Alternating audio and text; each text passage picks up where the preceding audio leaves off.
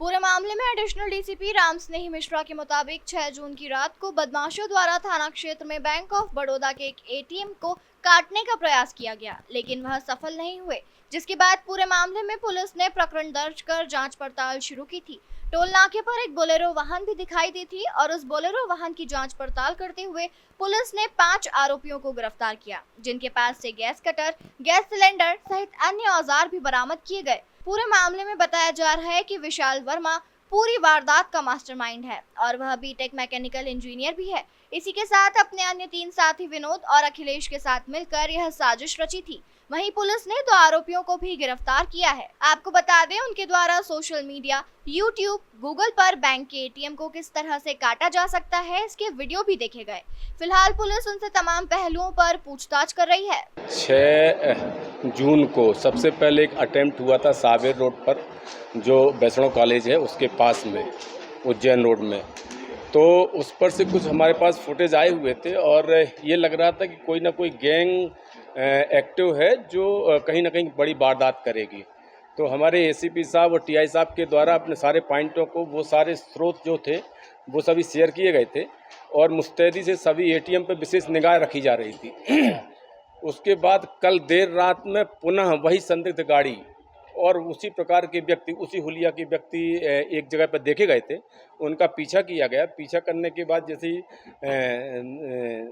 उनके संपर्क में आए तो देखा गया है कि उनके द्वारा उसी एटीएम में पुनः यही प्रयास किया जा रहा है। वो इसी फिराक में थे और उनके द्वारा वहाँ पर प्रयास किया जा रहा था।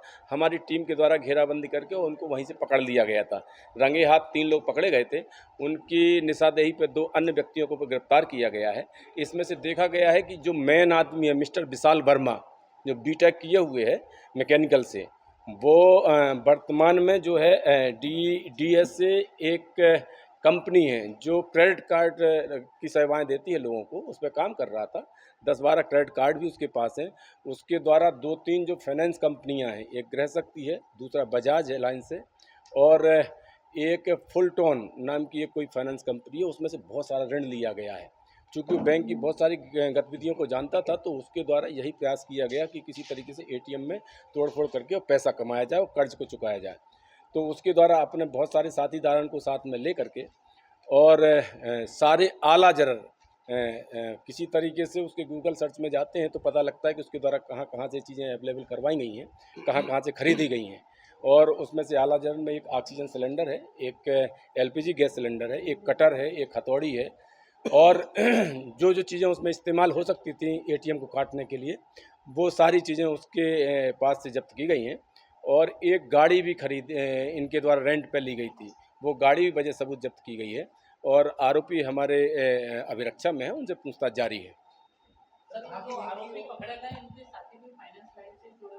हाँ, इसका जो दूसरा साथी है विनोद, वो भी सूर्यवंशी है। वो बेसिकली बरकतुल यूनिवर्सिटी से बीबीए का फाइनल का स्टूडेंट है और वो पहले इसके साथ में काम करता था। अभी वर्तमान में एचडीएफसी बैंक में लोन सर्विसेज में काम कर रहा है। वो इसका साथीदारान है। 2 अन्य जो साथीदारान हैं वो यहाँ पे दोस्ती यारी नाम का एक कैफ़े है MR9 के पास, वहाँ पे इसकी बैठक थी, वहाँ पर वो संपर्क में आए थे तो उनको इसने शामिल किया था। और एक अन्य व्यक्ति है जो इसका पड़ोसी है और उसको भी साथ में लिया गया था और इसी चीज़ का लालच दिया गया था कि बहुत सारा पैसा एटीएम काट करके कमाएंगे और सब लोग आपस में बांटेंगे।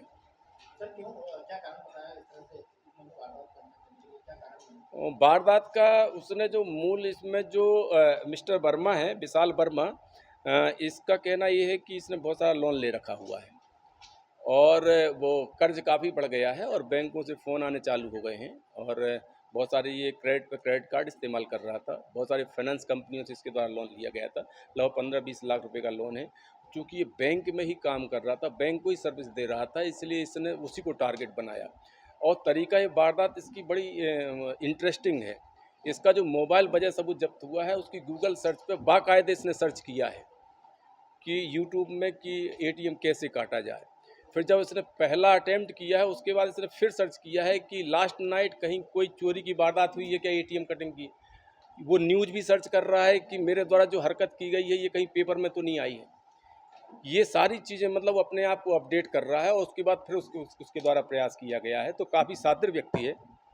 इसके द्वारा वो सारी चीज़ें सर्च की गई हैं गूगल में कि ऑक्सीजन सिलेंडर कहाँ पर मिलेगा और इसके अलावा कार कहाँ से रेंट पर मिलेगी, इसके अलावा एलपीजी गैस सिलेंडर कहाँ पर रेंट पर मिलेगा। खासकर ये जहाँ रहता है वो ये उस पर सर्च कर रहा है कि नियर बर्फानी धाम मैं जहाँ रहता हूँ वहाँ पर ये चीज़ें अवेलेबल कैसे हो पाएंगी ईजिली।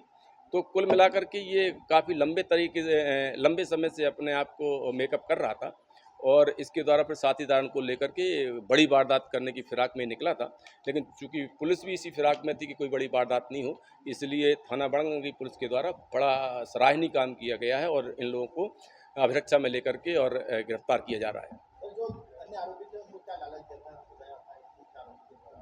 क्या हिस्सा दिया जाएगा या नहीं, जो अन्य आरोपी हैं उनको बिल्कुल क्लियर है। एक तो इसके साथीदार हैं जो साथ में ही रहे हुए थे, तो लगभग इनकी जो वैचारिक वो है लगभग समान है और इनकी नीयत यही थी कि एक ही समय पर एक ही जगह से ज़्यादा पैसा मिलेगा और इसीलिए इनके द्वारा एटीएम को टारगेट किया गया और एटीएम भी ऐसा तलाशा गया कि जो शहर से दूर हो, जहाँ पर वारदात करने में थोड़ा सा इनके लिए आसानी रहे।